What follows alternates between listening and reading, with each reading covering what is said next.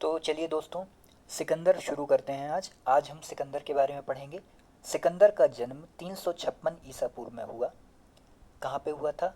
मकदूनिया side में हुआ था। सिकंदर के पिता का नाम फिलिप था। फिलिप 359 ईसा पूर्व में मकदूनिया का शासक बना। इसकी हत्या 329 ईसा पूर्व में कर दी गई। सिकंदर अरस्तु का शिष्य था। सिकंदर ने भारत विजय का अभियान 326 ईसा पूर्व में प्रारंभ किया। ये सबसे इम्पोर्टेंट प्रश्न है सिकंदर को लेकर। सिकंदर का सेनापति सेल्यूकस निकेटर था। ये सबसे दूसरा इंपॉर्टेंट प्रश्न है।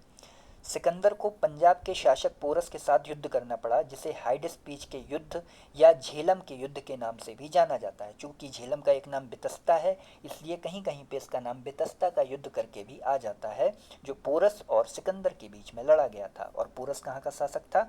पोरस पंजाब का शासक था। सिकंदर की सेना ने ब्यास नदी को पार करने से इनकार कर दिया। सिकंदर स्थल मार्ग द्वारा 325 ईसा पूर्व में भारत से लौटा। तो वापस कब लौटा? 325 में। अब आपको कन्फ्यूजन ये हो रहा होगा कि 326 ईसा पूर्व में भारत पे आया और 325 ईसा पूर्व में लौटा, ऐसा कैसे हो गया?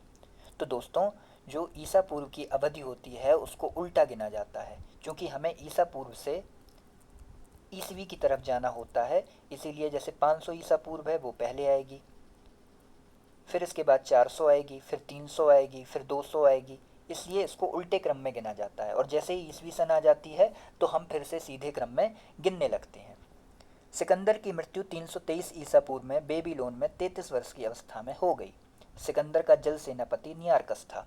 तो ये बातें हो गई सिकंदर के बारे में। सिकंदर के बारे में बहुत कम चीज़ें दी हुई हैं, लेकिन सिकंदर के बारे में बहुत कम चीज़ें एग्जाम में पूछी भी जाती हैं। तो thank you very much for discussion. आज के लिए इतना ही काफ़ी है।